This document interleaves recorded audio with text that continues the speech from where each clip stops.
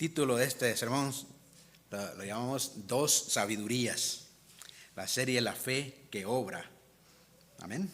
Vamos a leer entonces Santiago capítulo 3, versículos 13 al 18. Dice así la palabra del Señor. ¿Quién es sabio y entendido entre ustedes? Que muestre por su buena conducta sus obras en sabia mansedumbre. Pero si tiene celos amargos y ambición personal en su corazón, no sean arrogantes y mientan así contra la verdad. Esta sabiduría no es la que viene de lo alto, sino que es terrenal, natural, diabólica. Porque de donde hay celos y ambición personal, ahí hay confusión y toda cosa mala. Pero la sabiduría de lo alto es primeramente pura, después pacífica, amable, condescendiente, llena de misericordia y de buenos frutos, sin vacilación, sin hipocresía. Y la semilla cuyo fruto es la justicia se siembra en paz para aquellos que hacen la paz. Señor, bendiga su palabra, hermanos, oremos. Oh, bendito Señor, gracias te damos nuevamente porque estamos ante tu palabra, Dios. Estamos en este lugar donde venimos a alabar y glorificar tu nombre en el día del Señor. Padre, agradecidos contigo porque has sido bueno nuevamente esta semana y has, Señor, proveído nuestras necesidades y has permitido que estemos acá juntos para escuchar tu palabra, ser edificados y tener comunión unos con otros. Bendice, Señor, este tiempo. Ruego por los oyentes que esta palabra que vamos a compartir sea edificante, refrescante para ellos. Y prepara, Señor, al predicador también. Ayúdanos, Padre. En el nombre de tu Hijo Jesús. Amén, amén. Hermanos, ¿pueden tomar asiento?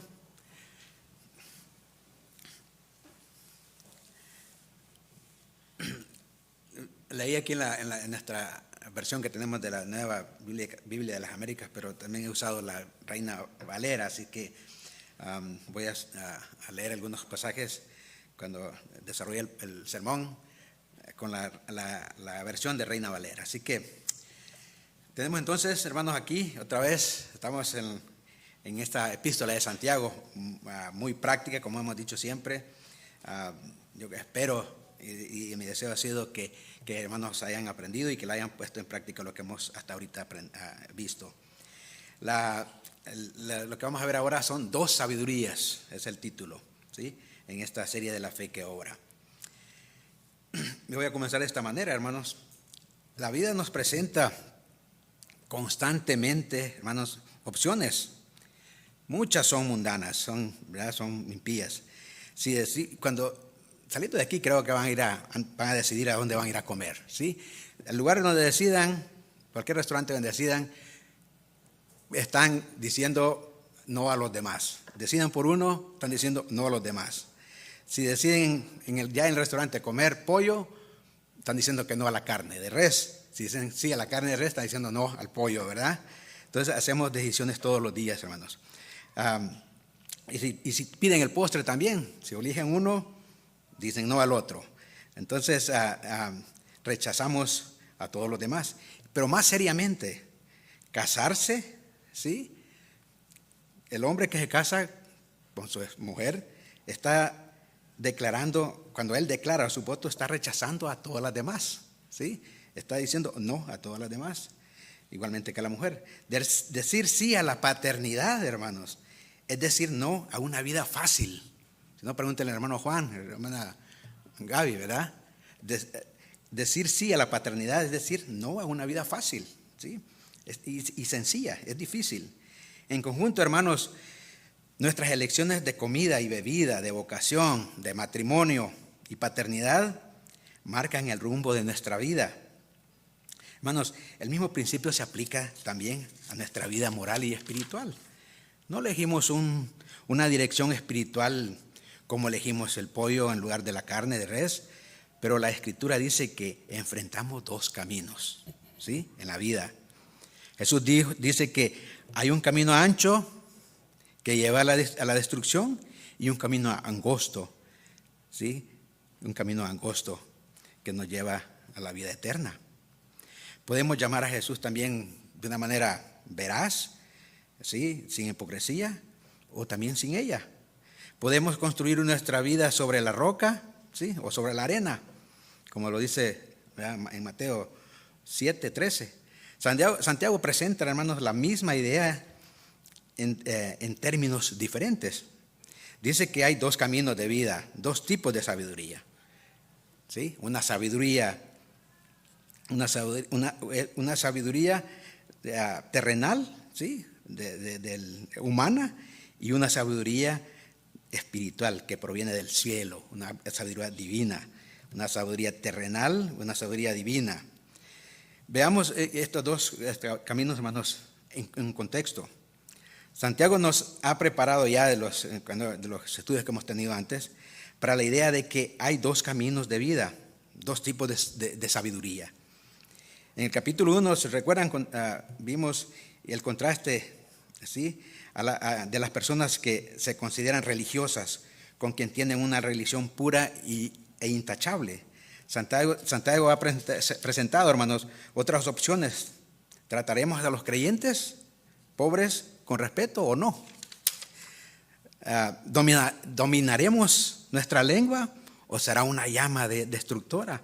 Un órgano que bendice en un momento y maldice después. Por supuesto, no elegimos simplemente la religión pura. El mal intratable dentro de nosotros, hermanos, enciende, ¿sí?, el fuego de la lengua. No podemos apagar ese fuego con un mero acto de voluntad nuestra. No podemos simplemente decidir domar la lengua. En un momento, decíamos, no lo podemos decidir, hermanos. Simplemente tomar la lengua no lo podemos hacer, tomar esa decisión. En un momento la usamos para bendecir, como decíamos antes, a Dios. Al siguiente momento maldecimos al hermano. Nuestra lengua demuestra nuestra falta de autocontrol. Lo vimos en Santiago 3. Lamentablemente todos hacemos cosas y decimos cosas que después nos arrepentimos. Nadie puede controlar la lengua. Todos chismean, maldicen o hieren los sentimientos de los demás. Debemos confesar que solo Dios controla la lengua, hermanos. Por eso necesitamos el Evangelio. Por eso necesitamos nacer de nuevo, nacer de lo alto por la palabra de Dios, la palabra de verdad, según nos dice Juan 3:3 y Santiago 1:18 también. No podemos simplemente elegir el camino de sabiduría, hermanos. Somos incapaces de elegir el camino correcto y seguirlo siempre. Una vida justa es un regalo de Dios, por gracia solamente, decíamos el viernes, ¿verdad? Por gracia solamente. En nuestro texto de hoy, Santiago, del capítulo 3, en el versos 13 al 18, él comienza preguntando, ¿quién es sabio y entendido entre ustedes? ¿Quién es sabio y entendido entre ustedes? Y es que, hermanos, tanto las escrituras como los filósofos antiguos le daban una gran importancia a la sabiduría. Si definimos la sabiduría en una forma general, no es simplemente un asunto de poseer conocimientos objetivos, sino de aplicar, oigan bien, aplicar adecuadamente y eficazmente la verdad a la vida diaria. Eso es ser sabio. Salomón escribió, sabiduría ante todo, ¿qué? Adquiere sabiduría. Proverbios 4:7. Un filósofo romano, Cicerón, declaró que la sabiduría es el mejor regalo de los dioses y es la madre de todas las cosas buenas, decía este filósofo. Y hermanos, tanto Salomón como este filósofo consideraban la sabiduría como la más alta, noble y valiosa de todas las posesiones que el hombre podía tener. Pero fueron los hebreos los que claramente comprendieron que la verdadera sabiduría no es intelectual, sino de conducta. Por eso se dice que el tonto más grande es el que conoce la verdad y no la aplica. Para los judíos la sabiduría era la habilidad para vivir rectamente. ¿Somos sabios? ¿sí? La habilidad para vivir rectamente. Por eso, hermano, tanto el Antiguo Testamento como el Nuevo Testamento ponen en claro que hay dos clases de sabiduría. La sabiduría del hombre y la sabiduría de Dios. La sabiduría de abajo y la sabiduría de arriba, de lo alto. Sabiduría terrenal y la sabiduría celestial, divina. El rey Salomón buscó sabiduría por encima de todo. Lo podemos ver en el Primera de Reyes, capítulo 3 y capítulo 4. Y aunque la sabiduría espiritual de Dios estaba a disposición de todos, incluso de Salomón, la sabiduría que pidió y recibió del Señor, en ese momento estaba sin duda, hermanos, relacionada principalmente con la extraordinaria capacidad para gobernar a Israel en la vida práctica de todos los días. Salomón necesitaba sabiduría para resolver los problemas económicos, militares y sociales de ese entonces en Israel. En Eclesiastés capítulo 2 dice, vemos que el rey Salomón se entregó a toda clase de placeres, riquezas, extravagancias, conocimiento humano, etcétera, etcétera. Y concluyó que el hombre sabio y el tonto han de sufrir el mismo fin, la muerte. Salomón, hermanos, comprendía que las bendiciones materiales que buscaba y disfrutaba brevemente eran de la mano de Dios. Sabía que la sabiduría humana, los logros y los placeres eran unas encrucijadas, un callejón sin salida. Eso lo entendía así, de esa manera. Y que la única fuente de verdad, realización y felicidad se encontraba, hermanos, en conocer y amar a Dios. El Nuevo Testamento es aún más explícito acerca de la fuente de la verdadera sabiduría. Pablo declaró que allá en 1 Corintios 1:24 al 30 que Cristo es poder de Dios y sabiduría de Dios.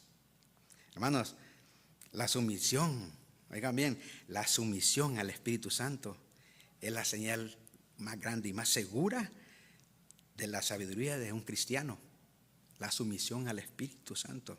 Esa es la señal, ¿sí?, segura de la sabiduría de un cristiano. Bueno, hermanos, habiendo dicho todo esto, en nuestro texto de hoy, Santiago presenta la sabiduría como una prueba más, ¿sí?, de la fe viva, la fe que obra, ¿sí? Eso es lo que hemos estado viendo. Ese es el título de la serie, la fe que obra. La clase, hermanos, de sabiduría que una persona tiene se revelará sin duda por la clase de vida que lleva. Esto es lo que vamos a ver en este texto de este día. Veamos entonces, hermanos, el versículo 13. Y este versículo lo hemos titulado La prueba de la sabiduría. Aquí se prueba la sabiduría. Aquí vemos la prueba de la sabiduría. Santiago 3:13 dice: ¿quién es sabio y entendido entre ustedes? Muestre por su buena conducta o por la buena conducta sus obras en sabia mansedumbre. Hermanos, esta sección acerca de la sabiduría se aplica a todas las iglesias, se aplica a todas las iglesias a quien Santiago estaba escribiendo, pero también a esta iglesia de hoy en día, aquí con nosotros, hermanos. Santiago nos está hablando a nosotros directamente. Está hablando a verdaderos creyentes y otros que decían ser creyentes. Santiago está buscando creyentes que viven verdaderamente una vida recta. Él les está diciendo: ¿en qué sentido son ustedes sabios? ¿Y en qué sentido son ustedes entendidos? Eso le estaba preguntando, ¿verdad? ¿Sí? ¿En qué sentido son ustedes sabios y en qué sentido son ustedes entendidos? La respuesta de ellos iba a revelar, hermano, no solo su carácter interior, sino la condición espiritual de su alma. Hermanos, es muy difícil. Yo creo que ustedes no han encontrado, no sé si a lo mejor han encontrado alguno o alguien que se autodenomine o se llame tonto. No sé si ustedes han encontrado a alguien así. Casi todo el mundo tiene una alta, pero irreal, ¿sí?, opinión de su sabiduría. Aunque no lo digan, creen que su opinión es por lo general mejor que la del otro. Siempre están más arriba, sabios en su propia sabiduría.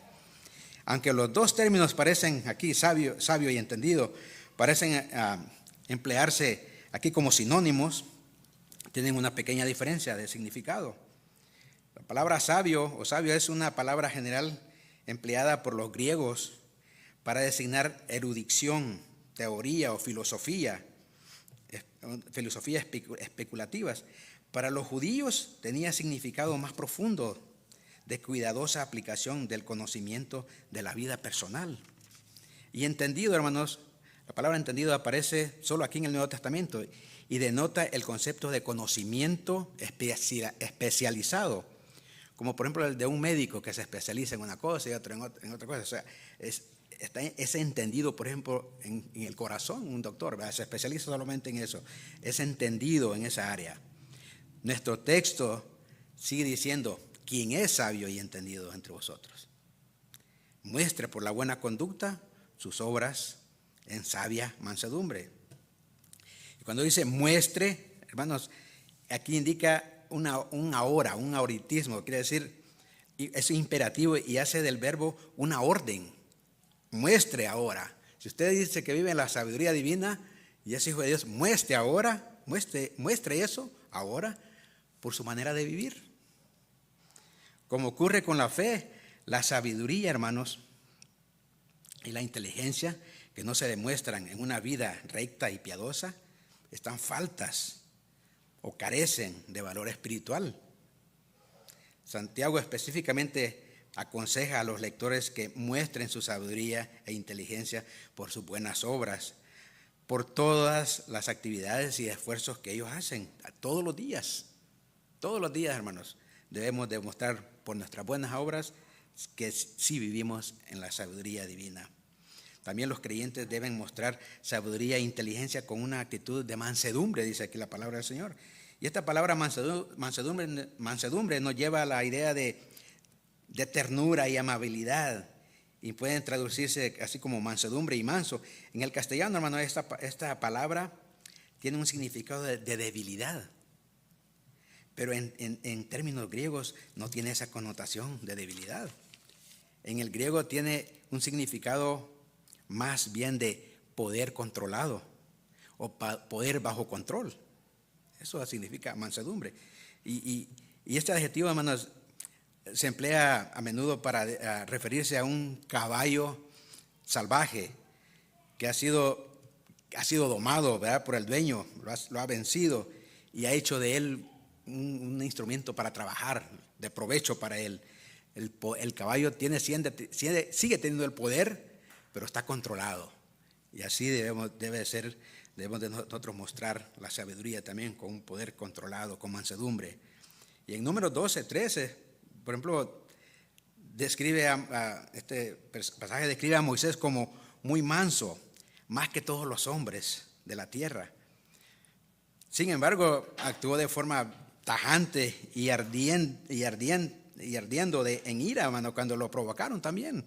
Sí, la mansedumbre es un rasgo del carácter de que da honra a Dios, o es un fruto del Espíritu. En Gálatas 5, la mansedumbre debe caracterizar a todos en el reino de Dios. En el Sermón del Monte Jesús dijo: bienaventurados los mansos, ¿sí?, porque ellos recibirán la tierra por heredad. El Señor Jesús la aplicó a él mismo también, cuando dijo: llevad mi yugo sobre ustedes y aprended de mí, que soy manso y humilde de corazón. No está hablando que era débil y que ya no tenía poder. Él tenía poder, decía, el poder controlado. Y aquí tenemos otra vez, hermano, lo que pudiera describirse como el pensamiento principal de esta epístola de Santiago, que donde la fe o el evangelismo tiene realmente un dominio salvador sobre mente y corazón, no puede por su naturaleza sino ejercer una poderosa influencia en la vida exterior de las personas. Y cuanto más tenga un cristiano una verdadera visión y una comprensión espiritual, tanto más será su vida gobernada por su fe. Vemos entonces, hermanos, en este versículo 13, la prueba de la sabiduría. Se muestra con nuestra manera de vivir, ahí con mansedumbre. Amén. Vamos ahora en los versículos 14 al 16, hermanos. Y en esta sección la hemos titulado La falsa sabiduría. Aquí vamos a encontrar la falsa sabiduría. Y dice así esta sección, 14 al 16. Pero si tienen celos amargos y contención en vuestro corazón, no os jactéis ni mientan contra la verdad, porque esta sabiduría no es la que desciende de lo alto, sino terrenal, oigan bien, animal, diabólica, porque donde hay celos y contención, allí hay perturbación y toda obra perversa. Hermanos, la sabiduría que es del mundo, que se basa en la comprensión propia del hombre, sus normas, sus estándares y objetivos, es falsa e impía. En la falsa sabiduría el hombre es supremo. Él es supremo. La falsa sabiduría no reconoce la soberanía de Dios. La voluntad de Dios tampoco, ni la verdad de Dios, no la reconoce. Si estamos viviendo de esa manera, estamos viviendo, hemos elegido la sabiduría falsa, terrenal. Veamos el versículo 14.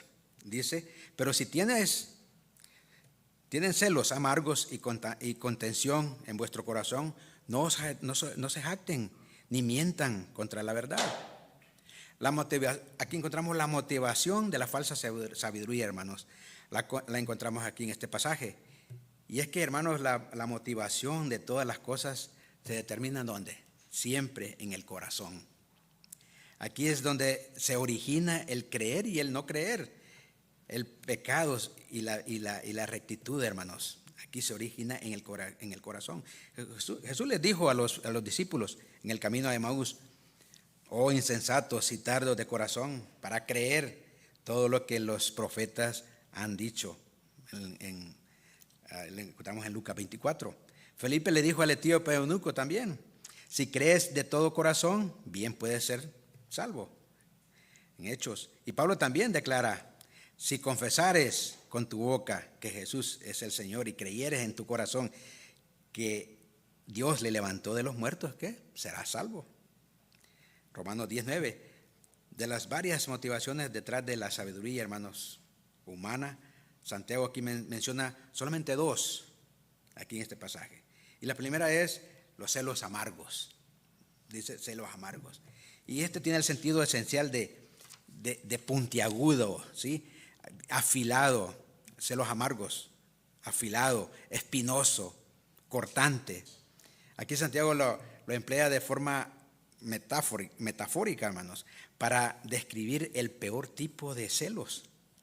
Ese celo que es áspero, ¿sí? Con filo cortante y destructivo, que no se preocupa por los sentimientos ni el bienestar de los demás, que a los que son del blanco para esta persona. Aquellos cuya vida se basa en la sabiduría humana y son motivados por ella, son, hermanos, inevitablemente egoístas, viviendo en un mundo en el que sus propias ideas, ¿sí?, y deseos y normas son la medida para su vida, para todo. Y una segunda motivación que aquí se menciona detrás de la sabiduría humana es la contención. La contención se traduce de la palabra griega eiteia, que significa disputa agresiva, ¿sí?, o agresividad y egoísmo al extremo. Egoísmo extremo. Hermanos, una persona cuya motivación tiene como base la sabiduría humana, sabiduría del mundo, es inevitablemente jactanciosa, es ambiciosa. Pero el fiel cristiano no debe jactarse, hermanos. Esto es lo que caracteriza la sabiduría divina. Cuando la arrogancia es la actitud normal de una persona, muestra, hermanos, ausencia de una relación salvadora con Dios. Alguien que diga ser cristiano y que sea orgulloso, egoísta, sin amor y jactancioso, ambicioso, es un fraude, es mentir contra la verdad, es contradecir el evangelio, hermanos, de Jesucristo y la enseñanza clara del Nuevo Testamento. No hay otra cosa más evidente de la humanidad caída e impía que el ser dominado o dominada por el egoísmo. Por eso Santiago está diciendo que si una persona dice que es de Dios y que tiene la sabiduría de Dios, pero su vida está motivada y caracterizada por la contención, los celos amargos, simplemente está mintiendo contra la verdad. Sin importar lo que diga esa persona, no puede ser salva. Es una mentira viviente. Amén. Veamos, hermanos, ahora el versículo 15. Dice así: esta sabiduría no es la que desciende de lo alto, sino terrenal, animal y diabólica. Oh, hermanos, aquí en este pasaje Santiago nos presenta tres características fundamentales de la sabiduría falsa, la sabiduría impía, la sabiduría terrenal, humana. Los tres grandes enemigos del creyente sabemos quiénes son, ¿verdad? El mundo, la carne, o sea, yo mismo, y el diablo, Satanás. Que aquí se corresponden, hermanos, con las tres características de la sabiduría falsa que Santiago menciona. ¿Sí? Es terrenal, o sea, del mundo, animal, de la carne, y diabólica, del diablo, Satanás. Amén. En primer lugar, hermanos, la sabiduría dice que es falsa, es terrenal. Esta sabiduría terrenal, hermanos, está limitada al presente, ¿sí? Está limitada al presente mundo ahorita, material de tiempo y espacio. Está limitada entre el espacio, ¿sí?, y el tiempo. Por definición está restringida, hermanos, a cosas que el hombre puede descubrir y teorizar sobre ellas. No tiene lugar alguno para Dios ni para las cosas de Dios. No tiene lugar alguno para la verdad o las iluminaciones espirituales. Es un sistema limitado. Como lo ha observado aquí Santiago, esta sabiduría es motivada por el orgullo, la contención, la jactancia, el egoísmo, el interés personal y el engrandecimiento propio. Esta sabiduría la podemos ver en las sociedades ahora. Están muy marcadas, hermano, en estos tiempos. Los lemas de estas sociedades ahorita es: haz tus propias cosas, ¿sí? Haz tus propias cosas. Obtén lo que quieras a tu manera y como quieras. Esos son los lemas de estos tiempos, ¿sí? Sigue lo que el corazón te dicte. Y busca la mejor o lo más importante para tu vida, ¿sí? Obtén o busca tu sueño, ¿verdad?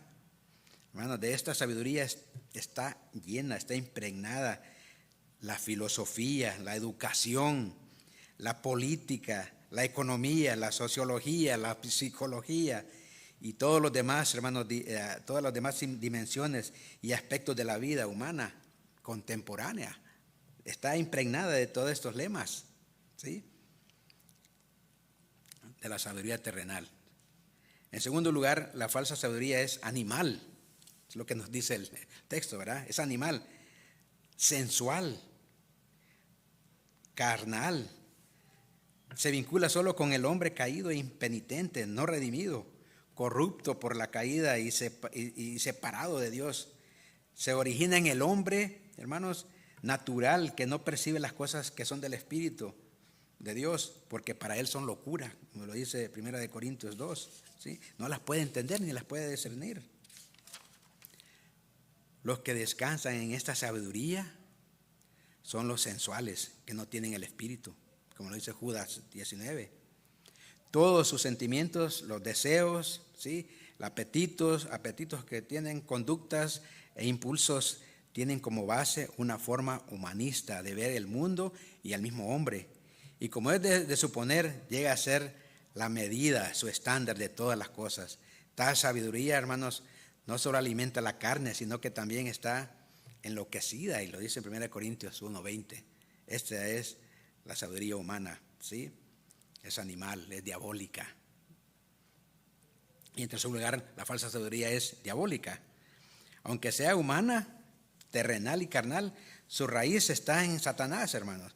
Él, ¿qué hace siempre?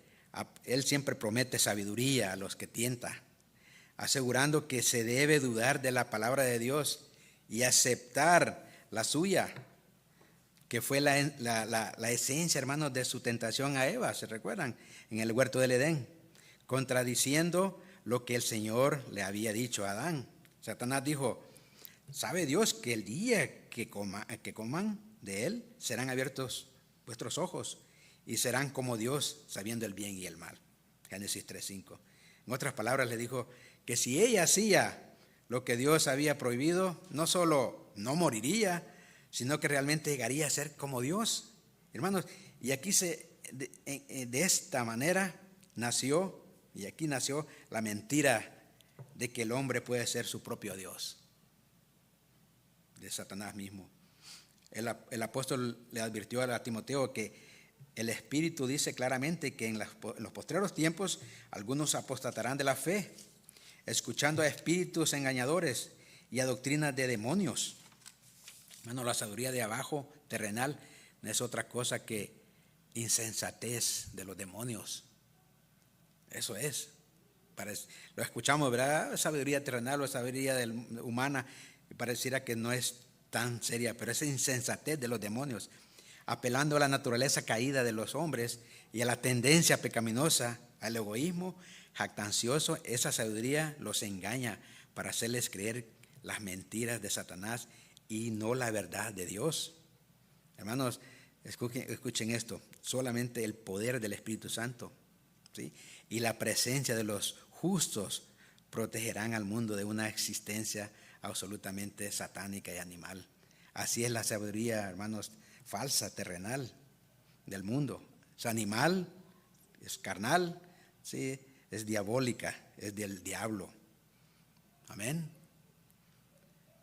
Veamos ahora, hermanos, el versículo 16.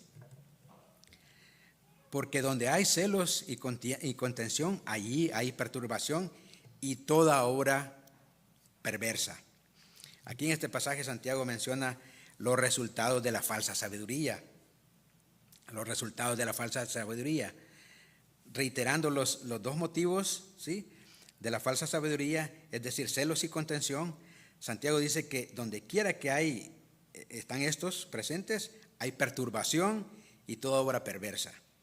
Y es obvio, hermanos, que la perturbación y toda obra perversa son términos generales que cubren una gran multitud de malos resultados concretos, que no hay necesidad ni de entrar en ellos en detalle, pero sin duda incluyen la ira, la amargura, el resentimiento, las demandas, el divorcio, las divisiones raciales, étnicas también, económicas y una multitud de otros desórdenes sociales y personales. También incluyen la ausencia del amor, de la intimidad en las familias, la confianza, el compañerismo y la armonía. Están ausentes. La perturbación tiene el sentido esencial de inestabilidad. Por lo tanto, se emplea para referirse a un estado de confusión, de desorden, de tumulto. Eso que hacen, ¿verdad? Se organizan para hacer cosas en las calles, a veces incluso de rebelión. Jesús dijo en una ocasión: y cuando oigan de guerras y disturbios, no se alarmen.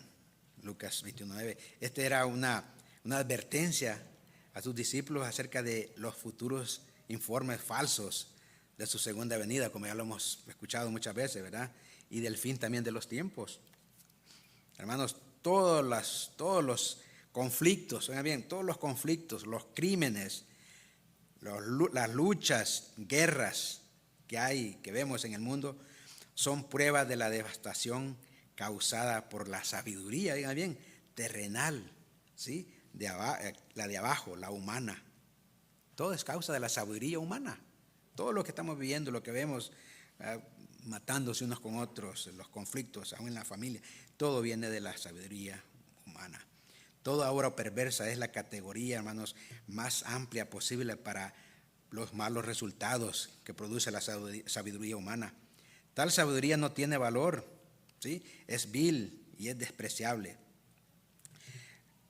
Veamos lo que significa la palabra obra, porque dice toda obra perversa. Obra viene del original pragma, de la que se deriva la palabra pragmatismo, y se traduce como un trabajo, como obra, suceso, un acontecimiento y cosas semejantes. La idea aquí es que absolutamente nada que tenga al fin algo bueno resulta de la sabiduría humana. Otra vez, absolutamente nada que tenga al fin algo bueno, como resulta algo bueno, resulta de la sabiduría humana. O sea, nada bueno viene de la sabiduría humana. Amén.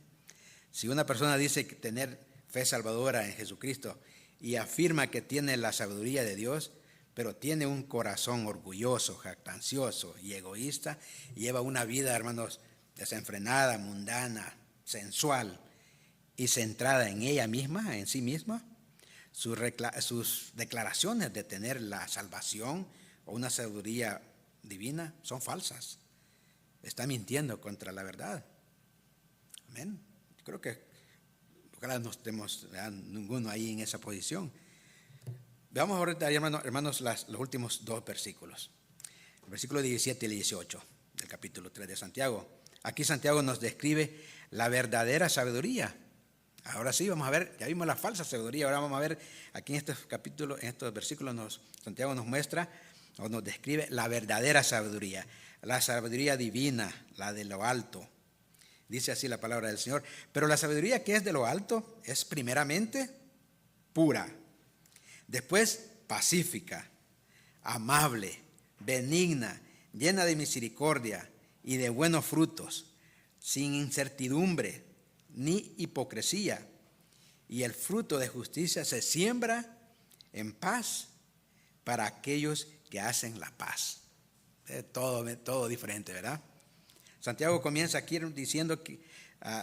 diciendo, hermanos, pero la sabiduría que es de lo alto se refiere, desde luego, ¿verdad?, a la propia sabiduría de Dios, que Él da por gracia solamente a los que confían en su Hijo Jesucristo. Amén. El Antiguo Testamento, hermanos, iguala la sabiduría con el amor a Dios.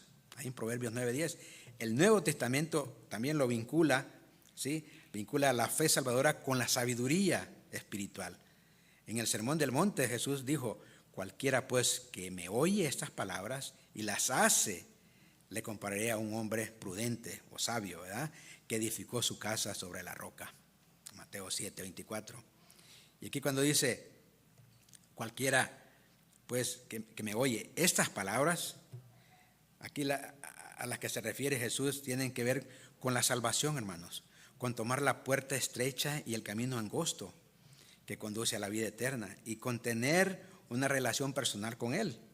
Los que son salvos serán los únicos, hermanos, que estarán, ¿sí?, listos para la venida del Señor Jesucristo por segunda vez. Y una vez más lo decimos, se refiere a los que son verdaderamente sabios, ¿sí?, los que de veras obedecen y prueban que están en la sabiduría divina.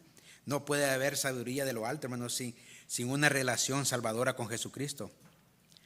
No puede haber sabiduría, oiga bien, de lo alto, divina, sin una relación personal con Jesucristo. ¿Ven? Que es poder de Dios y sabiduría de Dios. Y que lleva a los pecadores arrepentidos a la eterna comunión con Dios, el Padre. En los versículos aquí 17 y 18 que hemos leído del capítulo 3, Santiago se concentra en la sabiduría que es de lo alto, ¿sí?, la divina. Veamos el versículo 17 en la primera parte.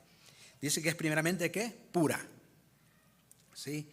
Aquí encontramos la motivación de la verdadera sabiduría, pura. Y esto viene del original agnos. Denota el concepto de ser libre, oiga bien, de contaminación. La sabiduría divina es libre de contaminación, hermanos, es pura, sin mancilla. Y la empleaban aquí este significado lo empleaban los antiguos griegos para referirse a una ceremonia de limpieza por medio de la cual un adorador se purificaba y llegaba a ser merecedor de acercarse a sus dioses, a los dioses.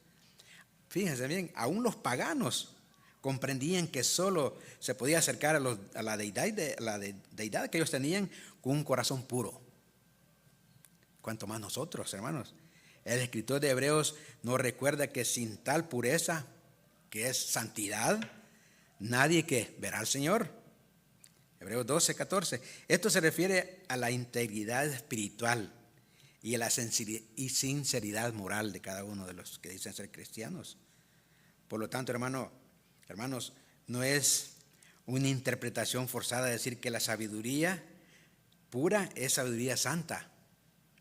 Al venir de lo alto es lo que es decir, de Dios, no puede ser de otra manera, más que santa, ¿sí? Pura. David buscó la pureza de corazón al decir en su oración, purifícame con hisopo y seré limpio, lávame y seré más blanco que la nieve. Crea, oh Dios, en mí, ¿sí?, un corazón limpio y renueva un espíritu recto dentro de mí, puro. Eso les estaba diciendo, en otras palabras.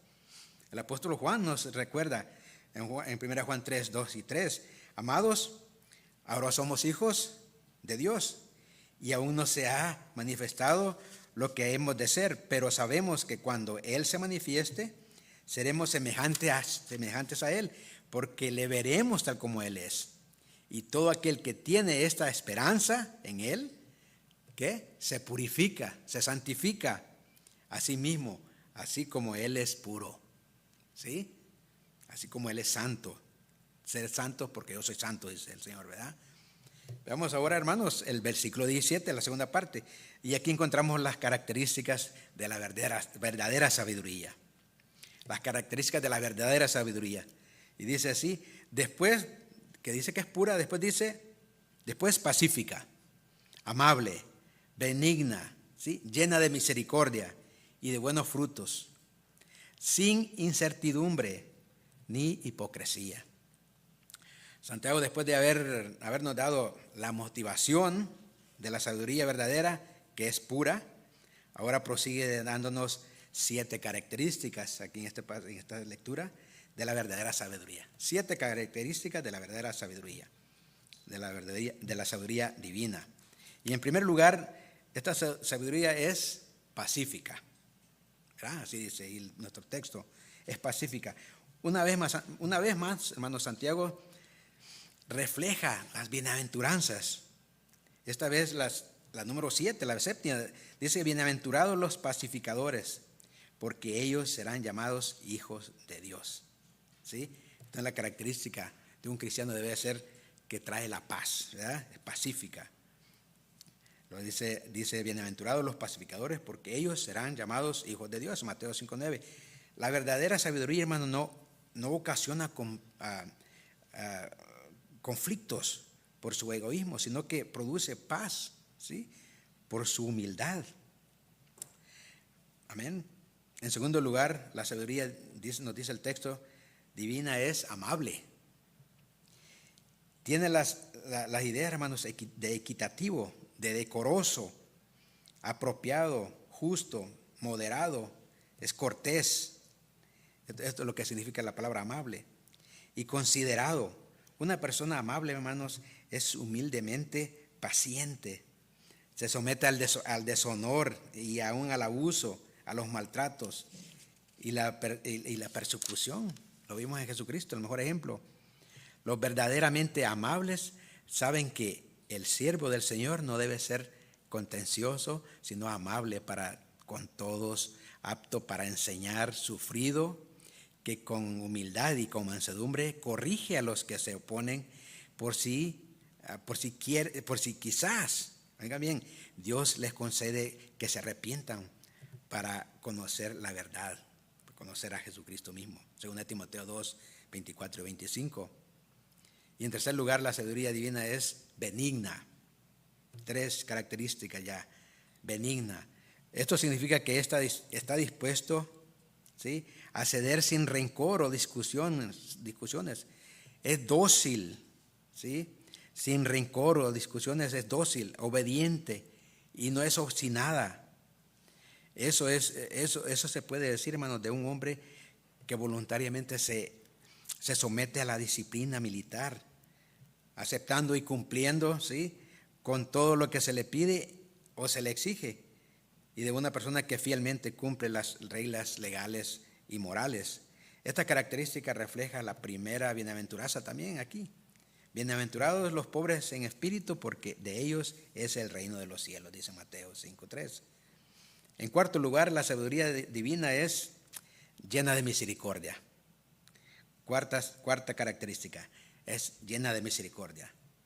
Una vez más, Santiago correspondiendo claramente, hermanos, a las bienaventuranzas.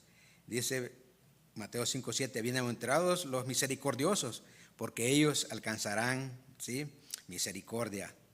El creyente lleno de misericordia, hermanos, evidencia su fe salvadora y su vida transformada, no solo al perdonar a los que le ofenden, los que le han hecho mal, sino también extendiendo su mano para ayudarlos en cualquier necesidad, como el buen samaritano, hermanos. El creyente misericordioso se preocupa y siente compasión por todo el que sufre o que necesita cualquier tipo de apoyo o asistencia. Tiene interés especial por los demás creyentes, por sus hermanos y hermanas en Cristo. Número 5, la sabiduría que es de lo alto está llena de buenos frutos. Y aquí se refiere a toda clase de buenas obras. La fe genuina se demuestra, como lo dice aquí en nuestra serie, se demuestra con verdaderas buenas obras. Lo vimos en Santiago 2. Un creyente se conoce por hacer el bien y dar muestra del fruto del Espíritu, hermanos. En todo esto se refleja su hambre y sed de justicia también. Sexto lugar, la sabiduría que es de lo alto es sin incertidumbre. Y esto significa literalmente, hermanos, que no se parte en dos o no se divide. Por consiguiente, sin incertidumbre significa indecisión, inconsecuencia, sin vacilación o duda. Esta palabra se empleaba, hermanos, para indicar imparcialidad, el tratar a todos, ¿sí?, por igual, sin favoritismo, como lo vimos ya antes. Y en séptimo lugar, hermanos, y último lugar, la sabiduría divina es sin hipocresía. La hipocresía es uno de los pecados que más condenó Jesús. 4 veces, solo en el Sermón del Monte, sí, ahí en Mateo 6, sí, repetidamente él reprendió a los escribas y fariseos y otros líderes judíos por su grosera hipocresía y falta de sinceridad. Advirtió a sus discípulos también, guardaos de la levadura de los fariseos, que es la hipocresía. Cuando un grupo de fariseos, hermanos, conspiró para engañar a Jesucristo a fin de que criticara, si se recuerdan, el pagar impuestos a César, dice Jesús, conociendo la malicia de ellos, les dijo, ¿por qué me tentan? ¿Sí? ¿Por qué me tentáis, hipócritas? Hermanos, todas estas características, ¿sí?, son virtudes de la sabiduría divina que se enseñan en las Sagradas Escrituras y que el Espíritu Santo, ¿sí?, produce en todos los creyentes. Debe de producir todo esto en los creyentes. Pacífica, es amable, ¿sí?, es benigna, misericordiosa, con buenos frutos, sin división, sin hipocresía, hermanos. Esa es la sabiduría que nosotros debemos de practicar y estas características debemos demostrar. Si nos autoexaminamos, si están estas características en nosotros, estamos en la sabiduría, hemos elegido la sabiduría divina, la sabiduría del Dios. Y por último, hermanos, veamos el versículo 18 del capítulo 3. Aquí en este texto encontramos los resultados de la verdadera sabiduría. Y dice así, y el fruto de justicia se siembra en paz para aquellos que hacen la paz. 3:18.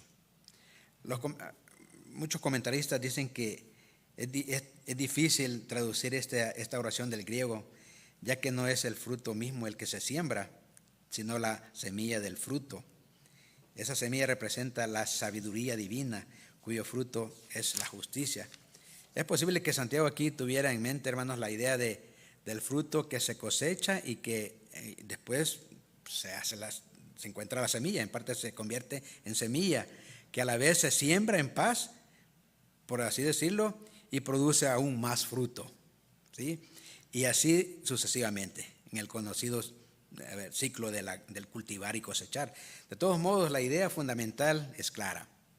Hay una inevitable relación causal entre sabiduría divina, justicia verdadera y paz. La sabiduría divina, hermanos, produce un ciclo continuo de justicia.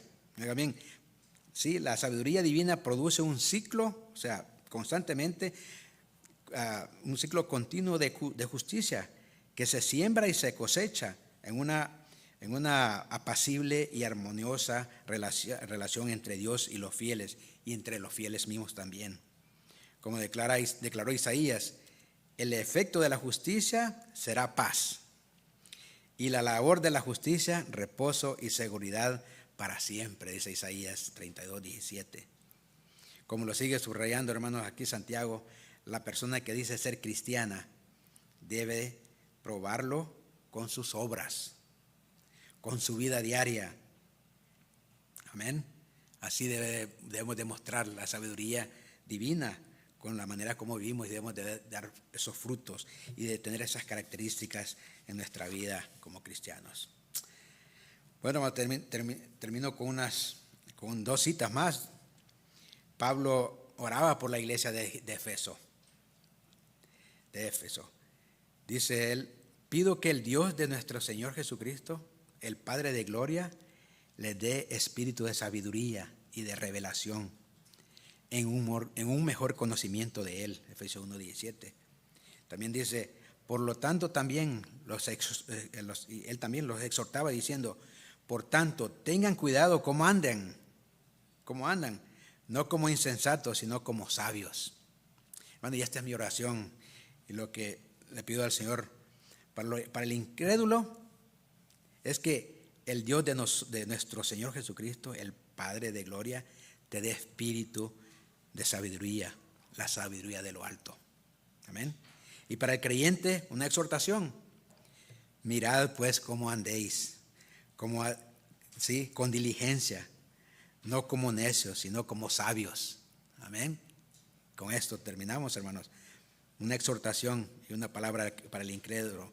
Si no estás en la sabiduría divina, que el Señor te conceda el don del arrepentimiento y andes en la sabiduría divina. Y aquel que ya está caminando con el Señor, miremos con diligencia, hermanos, que no andemos como necios, sino como sabios. Amén. Oremos, hermanos. Oh Dios Padre, te agradezco, Dios, por este tiempo. Oh Dios, hemos compartido tu palabra. Señor, perdona porque pues somos tardos para hablar. Hemos tratado, Dios, de exponer tu palabra de la mejor manera que he podido hacerlo. Te ruego, Dios, que haya causado algo positivo en la vida de los hermanos, que pues saliendo de acá pongamos en práctica estos principios que hemos compartido esta mañana, que la sabiduría divina esté en nosotros, que estas características que Santiago menciona las podamos nosotros podemos ver en nuestra vida diaria, y si no están ahí, que nos examinemos y nos santifiquemos, nos purifiquemos para hacer las cosas que a ti te agradan, Dios. Gracias, Padre, por tu palabra. Rogamos, Señor, que este día pues lo santifiquemos, lo glorifiquemos como el día del Señor en nuestras casas o visitando a otras personas, y que el Señor siempre sea glorificado en todo. Gracias, oh Dios, por este tiempo, en el nombre de tu Hijo Jesús. Amén.